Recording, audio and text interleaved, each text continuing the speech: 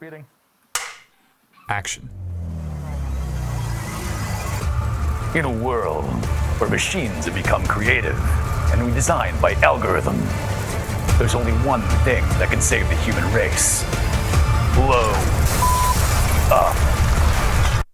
Or you could just come to this talk on AWE. I guarantee you that's a much less violent way to do it. So we are going to blow some shit up today. We're going to talk about AI and how it's going to help us build the metaverse. So a lot of what we're going to talk about is synthetic media, AI, image generation, but we're going to go along a long arc. And I will tell you right now, there's a lot to take in and to think about. So, after this, there is no turning back. Stay with me and take the red pill, and we'll show you how deep the rabbit hole goes. It goes deep. So we're starting here. But we're going to start with this idea of synthetic media. And a lot of us know synthetic media as deepfakes. Deepfakes came on the scene, made a really big splash with replacing our faces with celebrities, and some of it was funny, some of it was scary.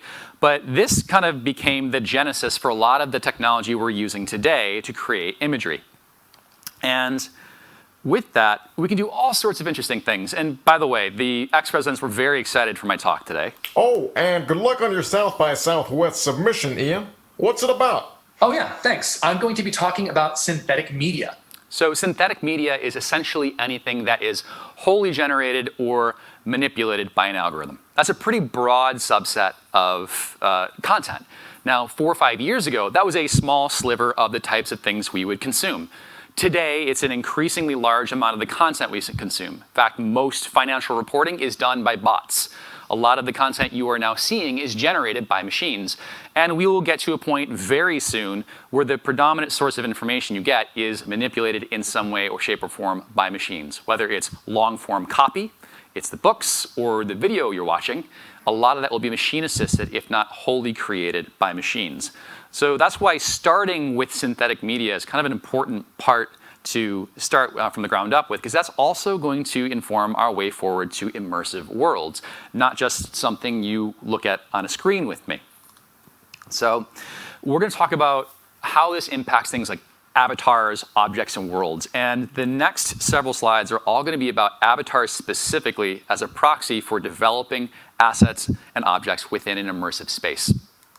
So what you see here is a screen capture of me creating an avatar of myself from one single two-dimensional image. The image I extracted that from was an image of me going like this in what's called an A pose. A Google Colab notebook then extracted that image, created a full model, and now what I'm doing is texturing that model. This is a process that would have taken sometimes a team of people several days to weeks to perfect. What I'm able to do with something that took 30 seconds to generate in a Colab notebook, a few hours in a texturing program max, then I can actually take this asset that was once in a two-dimensional space and put it into three-dimensional interactions. Now here, I'm actually giving it motion. I've gotten that guy rigged. I'm going to give him the ability to walk. OK, Ian's starting to come to life. I want to give him a little bit of pizzazz. Let's make him do the moonwalk. There he is. And that's exactly as awkward as I look when I try and do the moonwalk.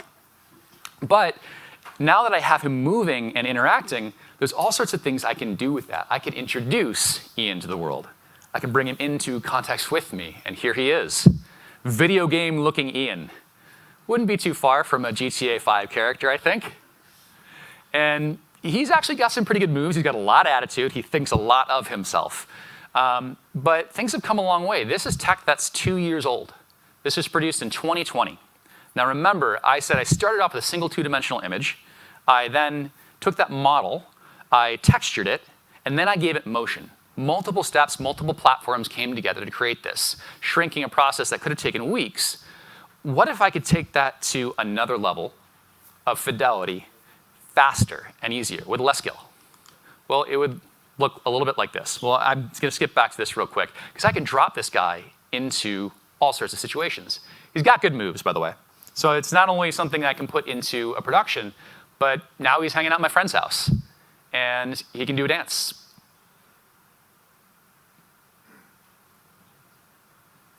Do the soft shoe, Ian. Oh, he's a little petrified. There we go.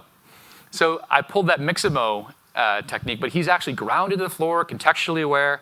This is all, again, remember, my starting point, two-dimensional image. This was not something that was professionally modeled.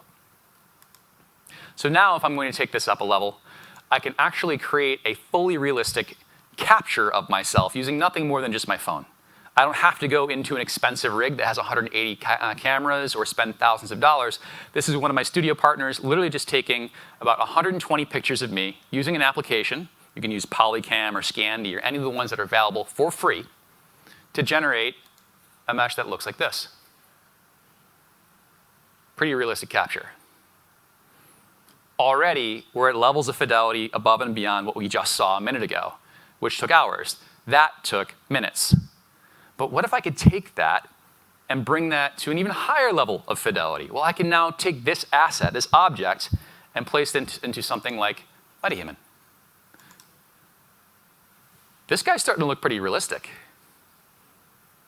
Again, this took 30 seconds to capture, a few minutes to process, and then I bring him into Metahuman using Unreal Engine, and all of a sudden I have a character that I can use motion capture for. I can drop him into a video game or a podcast inside of my virtual production studio. And then I can even drive his activity by my own body and my face and even my own voice. So all of a sudden, I've brought an entirely new version of Ian 3.0 to life. Taking things even further, there are versions, this is actually from Samsung's Neons. This is several years old. I think this is from 2019 when they first announced it. And I am the only human on this set. They are not real. They are computationally generated in real time. so you might actually not believe that's not me there, because I've just shown you variations that are very photorealistic, but that's actually me just in front of a green screen talking about other synthetic humans. And what's happening in the space of synthetic humans, of avatars, is they're getting to the point where they're so photorealistic you cannot tell the difference. Now, these were driven by $25,000 PCs to interact in real time. It took really powerful rendering equipment to get them there. But you'll see these types of avatars in places where you likely experience customer service, agents, and support in the near future.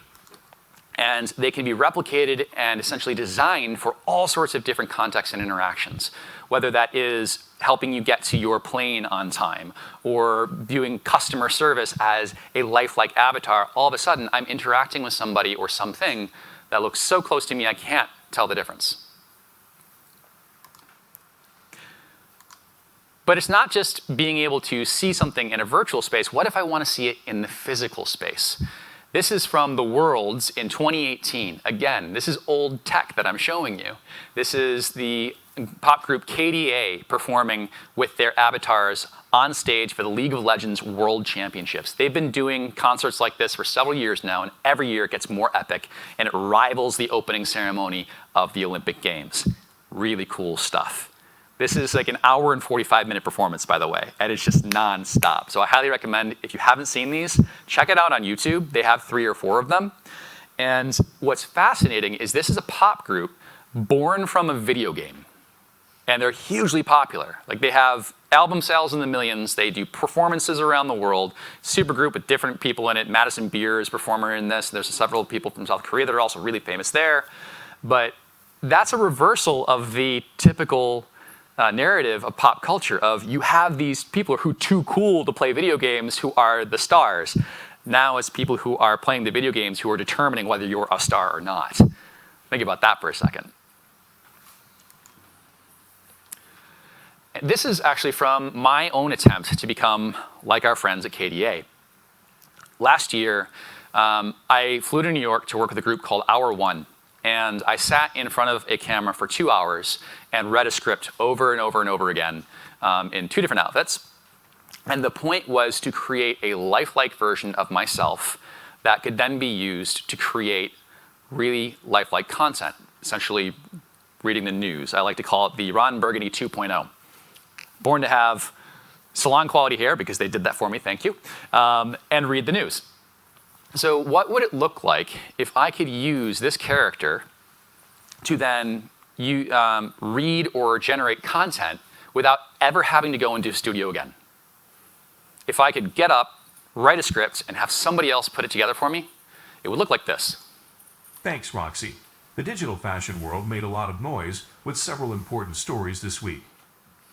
Artifact, Ian, where in Portugal speak Portuguese? Studios is launching uma nova linha de acessórios no seu último botejamento.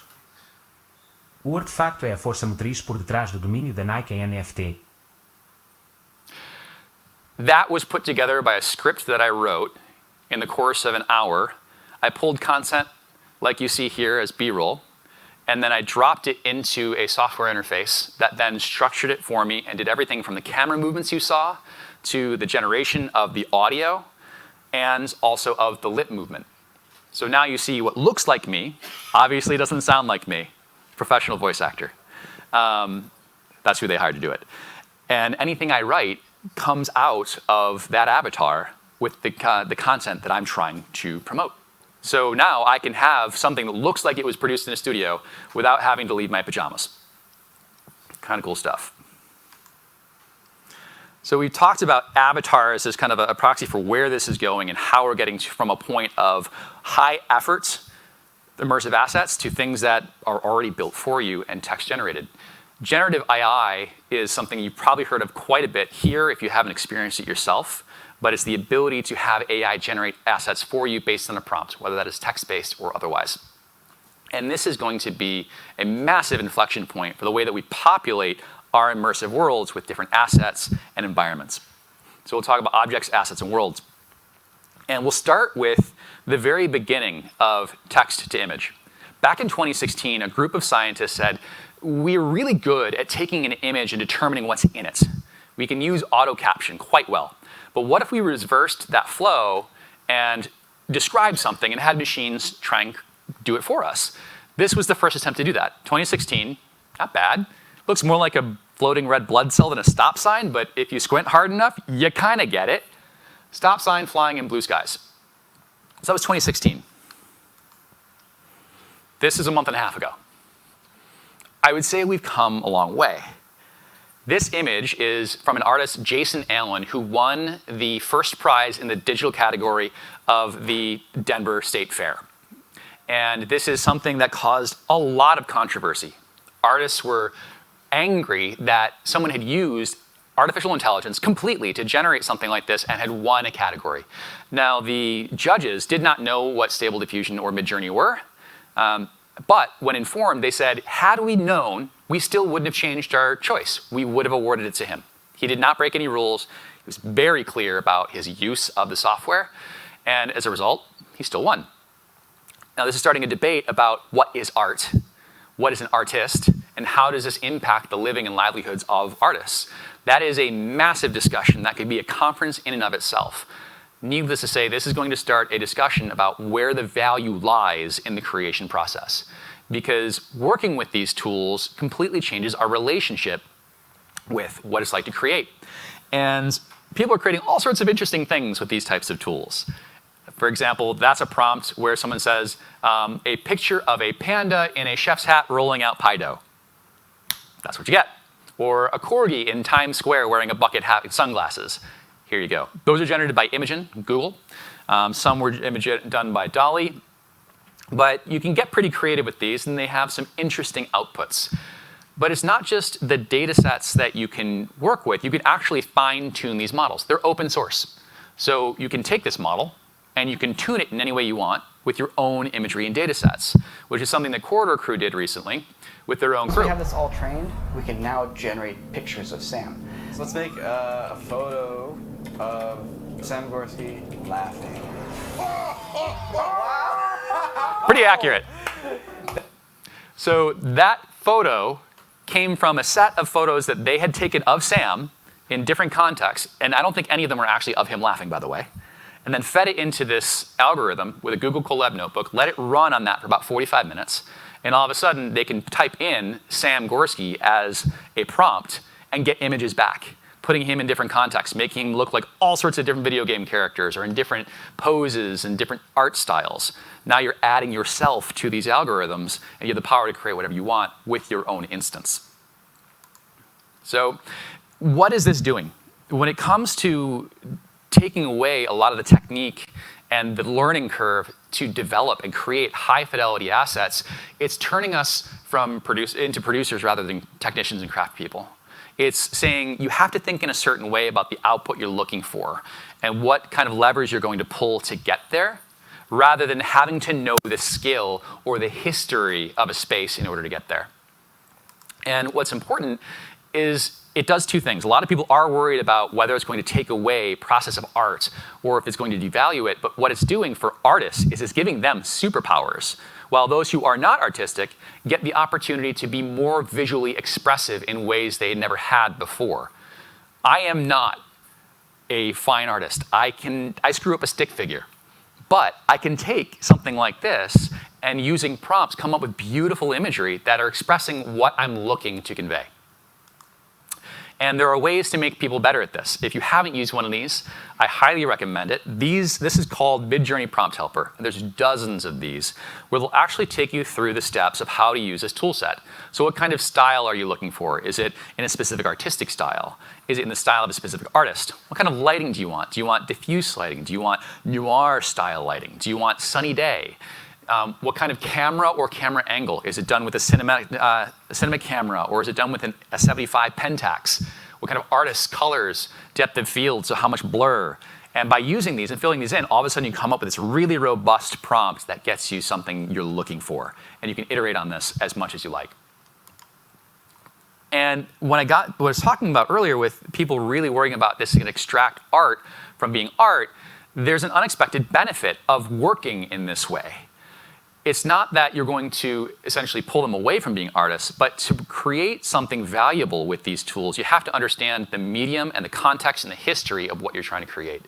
I can't say I want something done in the style of Salvador Dali without knowing Salvador Dali's style.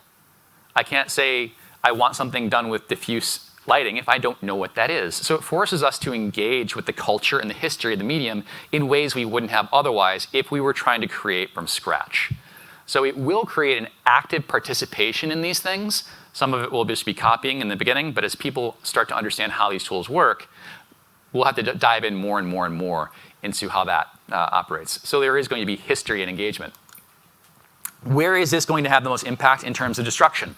Well, people who are doing things like gig work, low level and cheap work for like logo design, fast turnaround, they're going to have a lot of trouble because I'm going to be able to do all of this without having to pay anyone now. So skill sets are still going to be important. Designers don't have to worry about this because they're not just doing something technical and fast, they're solving business problems and design problems. They're looking at things from a higher level perspective with the technical capability to execute from a design and visual perspective. But those who are just following specific instructions for revisions are going to struggle immensely. So what's next? Audio, video, music, 3D. So it's not just enough to have imagery. We want video. This is a prototype from runway.ml, and it's occluding the individual in the back, and now we can change it to a sandy beach. What does it look like if he was doing it on the moon or on Mars? Pretty impressive stuff. Not only that, but I can take the context and the environment he's in, but I can also use the same tools to generate things from scratch or abstract myself from an interface having to know how to program works. So the same group has a natural interface where you can type in what you want and how you want it to happen. So here's what I want to generate, here's the action I want to happen, and here's the text I want to show up. Boom. You've got your Ken Burns fade in. And you don't have to know anything about how the camera actually, or the application works. Now everyone's a producer. Now, if I take this and apply it to the physical world, what would that look like? Okay, computer, I'd like a corn-themed wallpaper. No, corn on the cob in a tiling pattern. Yeah, okay. Need something else to make it interesting. Let's stylize it and add some pink flowers. Yeah, perfect. Can we make it bigger? Yeah, great. Cool, let's buy it. So the team that did this was actually in one of the other rooms earlier today for Shopify. Russ and team put this prototype together. Now, there is a serious amount of After Effects happening here, but the overall tools and technology are on their way to be able to make this happen in real time. I'll move past this one in the interest of time. But the point is, if we can take this and allow machines to understand the world around us, we have generative AI, we have understanding of our surroundings, we have the ability to project that, all of a sudden we can really start to manipulate the world around us with interesting assets and not have to be the ones creating everything from scratch. The idea of creating an immersive metaverse years ago was just billions of dollars spent on manual asset creation. Now we're getting to a point where it can mostly be done by AI with the assistance of a producer. And we're getting to the point with tools like Runway.ai and ML that I don't have to learn how those tools work. In fact, I can say something like this. For example, computer, put a frustrated yet inspirational Shia LaBeouf behind me, but in front of the TV. Do it! Just do it! Computer, mute Shia. This technology will enable anyone to have access to Hollywood-level production quality. Ian, mute. That was done using After Effects. That is absolutely something built for theater. But in less than a year's time, I'll be able to do something very, very close to that using the AI tools that are available to me. And when it comes to 3D tools, NVIDIA already has models just like the one we saw for imagery, but for 3D. Now, these are far from AAA game assets, but we're getting to the point where I can give a text prompt, get an asset back, and now drop that into my mixed reality project. So the time to actually build these things is collapsing orders of magnitude from months and years to days or even minutes. And to use immersive experiences, this is actually an amazing prototype. This is all real, by the way, using Eighth Wall and images generated from DALL-E or Midjourney, and then built into a 3D model. Welcome to the universe of artificial intelligence. We make the rules here. I'll open the portal for you, but only once. Here we go. Follow my robot to enter the next dimension. See you soon.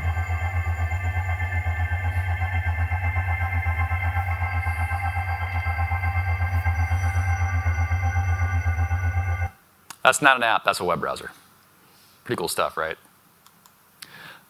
So what does this look like in terms of creating mixed reality experiences with tools like Unreal Engine? Well, I can quickly create a studio environment using some of these 3D assets and then drop myself inside and create almost like an ESPN or CNN type of environment in minutes. This is a prefab asset, dropping myself inside, different camera movements. I look like I'm on stage. And have you noticed that camera moving? Because I haven't. Completely immersive environment from one point of view.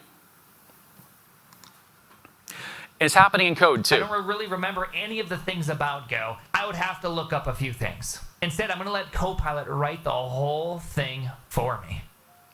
That's a developer talking about using Copilot, which is essentially oversimplifying, but Midjourney for code. So we're getting to a point where you have designers and developers with massively different skill sets, very little overlap, to a point where we're becoming more about experience architecture and experience design, where you have the overlap of both skill sets because you have the tools pulling all of that data necessary for you to actually create with it. So what it's going to do? The future is built on multimodal models. I showed you several that are separate, so video, music, etc. We're getting to a point where you can do video, image, music, and audio all from one specific model and without having to go to multiple interfaces. So that's where things are going to be going. But the challenge that a lot of people have is if machines are doing everything, what's going to be left for us? But my friends have a message for you as well. And that is this. Ian's right. We're not here to take over the world or even your jobs. And the Hollywood narrative often paints us as malicious. But the things that we can create together are just starting to reveal themselves. And you can do things you aren't capable of doing on your own. By the time it's all said and done, it'll be hard to tell if you're one of us or we're one of you. And that's kind of the point, isn't it? Thank you.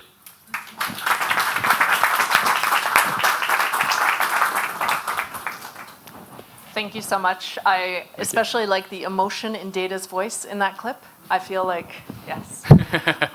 We have a couple of minutes for questions. And who wants to go first? I'm sure there's plenty. The more questions you ask, the more beer we get to drink later. Yeah, exactly. So we can also take these questions over happy hour, but I mean, all right, that's it. Yes. First you, then you. There we go.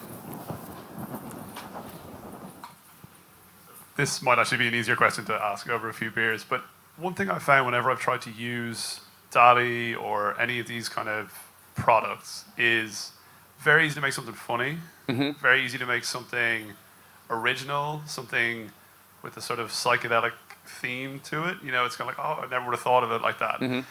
But if I'm trying to do work with it, like I want this model in this magazine, you know, sitting on a car the way that I want it, do you know what I mean? It's like, it's very imaginative, but it's hard to turn that into like something I could sell. Yes. So there's a couple things around that. So if you haven't worked with it before, when you generate an image, it never generates the same image twice. And as creatives, it's easy to go to a photographer and say, I want you to change the angle based on what I'm seeing. It's too low. I want more of like a 45-degree wide angle shot, et cetera. You can direct some of this in these programs, but to get precisely what is in your head on the page from these algorithms is incredibly tough. Because it's not using the data set inside your head, it's using the data set it's scraped from the internet. And that's where there's a whole field called prompt engineering that's developed from this. And that's why tools like that prompt helper are really important. But the more you dive into it, the more precise you can get it. Karen X. Cheng did a cover of a magazine recently where she talked about her experience with it. And the cover title was actually very misleading. It said, this cover was developed in 30 seconds by AI. Yes, actually it was produced in less than 10 seconds by AI, but it was produced in about 7 or 8 hours of engineering prompts. It took her hundreds of tries to get to a prompt where she's like, yes, that's precisely what I want. And the tools are getting better at being able to get you closer. And as people interact with them, they're getting better at creating those prompts. But the more precise you can get at pulling in, okay, here's how I want it done in the style, in the place. Like in the beginning, the prompt is Superman hanging out on a beach. And it's not very imaginative. It's kind of low fidelity. It might work, but other prompts get really detailed, and they'll be 60, 70 words long in some cases. And they'll get something super detailed, highly vivid. So I would say that the prompt quality matters, the time spent with it, but to your point, tons of iterations. Like you and I might actually spend the same amount of time actually editing it in Photoshop as we would trying to find precisely what we're looking for with these tools. And that's why a lot of artists are using them as inspiration to say, I never thought about that idea. I could totally go with this style rather than that style. And I think that's its main utility right now. But it's moving very, very quickly to the point where you could say, within 15 minutes, I got what I want. We'll just take this question at the front here. Thanks, Ian. Amazing. A little bit scary, right? You're not letting on that you have any fear about this, but the last statement you made was something like, you know, can't tell the difference, which is the point. Is that the point? I mean, it feels like it's also where the just sort of the everyday trepidation that I also feel, and I think many people feel, arises from, right? And I totally get, of course, the whole thrust of your talk is the enormous value this is for creatives, the huge business benefit of being able to reduce costs and reduce time to market and everything, but like, as we start walking around the world, if we can't tell the difference between bots and humans, this is a weird, different world, right? I mean, it is. I'm only the millionth person to say this, right? So it's like, anyway, what are your thoughts on this? You're absolutely right. From a technological perspective, we're always pushing towards higher fidelity, higher fidelity, higher fidelity. We want it to be as accurate and realistic as possible as a industry in general.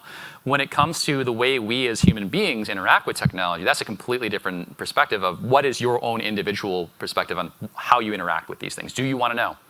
Yes or no? And everyone's going to have a different answer for that. And I do think that we're going to go through a period of time where that uncanny valley is real, but I also think that even when the uncanny valley has gone away, the interaction with machines being as realistic as human beings is going to feel really weird.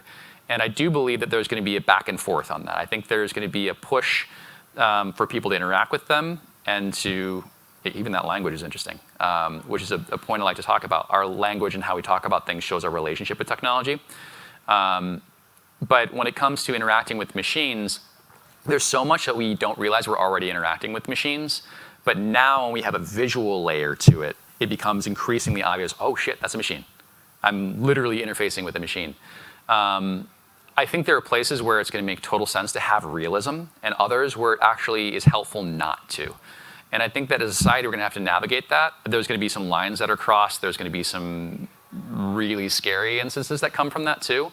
The interesting thing that I thought from all of this is people were anticipating deepfakes were going to create this massive disinformation campaign across all these different countries, and we'd start wars with that. And that hasn't really come to pass yet. Now, it could still be waiting in the wings, but we've become pretty good at detecting deepfakes, and also the tools to detect them versus create them are kind of in this arms race of how we figure that out. So the societal implications are grand, they're large, and it's something that we have, the most important thing for us to do is to educate ourselves on what these things are first. So knowing with these things and dealing with these things, but then navigating for yourself, what are you comfortable with?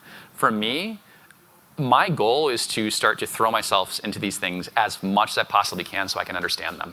Because if I don't, then I can't talk about them, I can't educate them on them. And I also call myself a techno-pragmatist, not a techno-optimist, not a techno-utopian, because you have to understand as much of the shady and the destructive element of technology as you do the positive in order to be able to balance that. So do I think there's a lot of fear here? Yeah, absolutely. I am also afraid of the livelihoods that could be impacted by some of this. I think, yes, it does give artists superpowers. Yes, it does give people the ability to creatively express themselves. But I think it also changes the model of what's valued in a lot of these mediums. And even though there might be more opportunity than there ever was before to monetize a talent or a skill, for those who've spent decades monetizing a talent or a skill in a different paradigm, it's a really big shift to make from one to the other.